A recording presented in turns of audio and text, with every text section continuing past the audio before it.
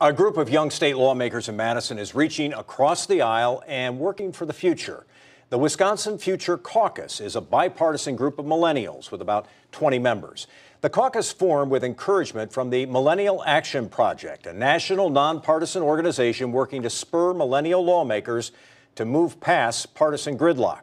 The Millennial Action Project was co-founded by our next guest, Stephen Olikara, a Brookfield native and a UW-Madison graduate. Stephen, it's good to have you on the program. Thanks for having me, Mike. So you want to be the ones to move past partisan gridlock. Yeah. We were saying before the show, good luck with that. Yeah. But how do you do that in the world that we live in today, a very deeply divided world? Well, you're absolutely right, and thanks again for having me on, Mike. In Wisconsin and nationally, we have a problem with partisan polarization, and it's been worsening over the past 20 years particularly. And like you said, I grew up in the Metro Milwaukee area, and this is a highly segregated region.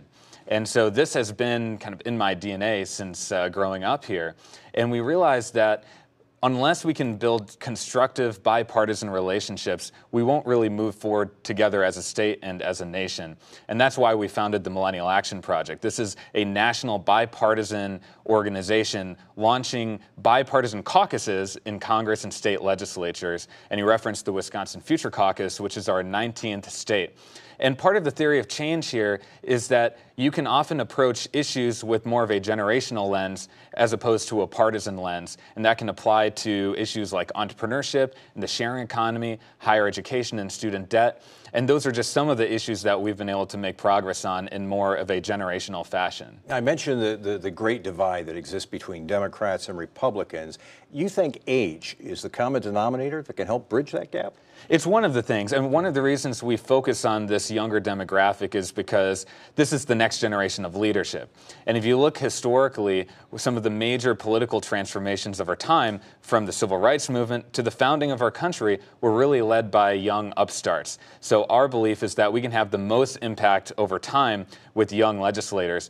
One of the ongoing jokes that we talk about with our organization is you often see legislators after they retire becoming bipartisan.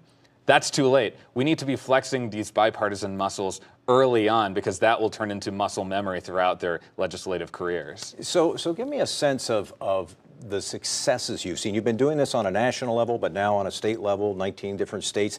What are you seeing change? Are you seeing change? Absolutely. I think we've seen two types of change. One is cultural. Now, for example, in Congress, it's become a cultural norm for young members of Congress not only to reach out and build relationships across the aisle, but to expect bipartisan co-sponsors for legislation.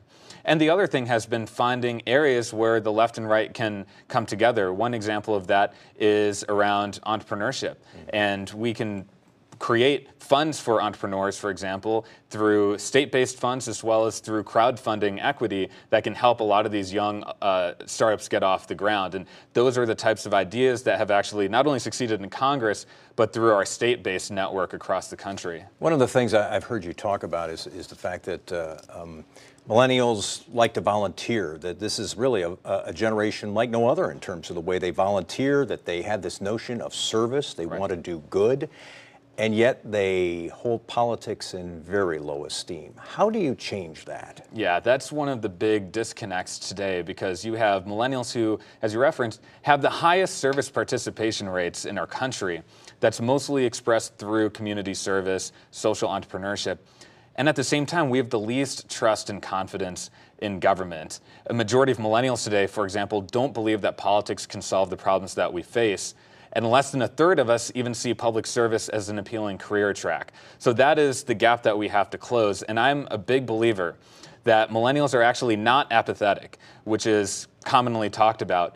We're just disillusioned with the political process. And so what we're trying to do is demonstrate real examples of impact where you can make a difference through politics, where public service is an honorable career track. And if we can amplify that, we can start to turn that narrative around. And something elected officials should pay attention to is the way millennials describe themselves politically. Not so much Democrat or Republican, a lot of independents. Exactly. You know, I think actually neither political party is prepared for the rise of millennial independence. Actually, today, a plurality of millennials identifies independent. And as a result, because we're such a large generation, the largest in America, that makes independent the fastest growing political affiliation today, not only in Wisconsin, but across the country. And so that creates a unique opportunity because I call the millennial generation the a la carte generation. We're not afraid to pick and choose views from all different sides. Could be social justice ideas from the progressive side, could be ideas about entrepreneurship and fiscal conservatism, could be civil liberty ideas, all across the spectrum. And so I think that's one of the reasons why we're creating this organization, because we need to carve out a new political space that goes beyond the binary options of just Democrat and Republican. Stephen Olikara is the founder of the Millennial Action Project. It's good to have you on the show, and welcome home. Thank you.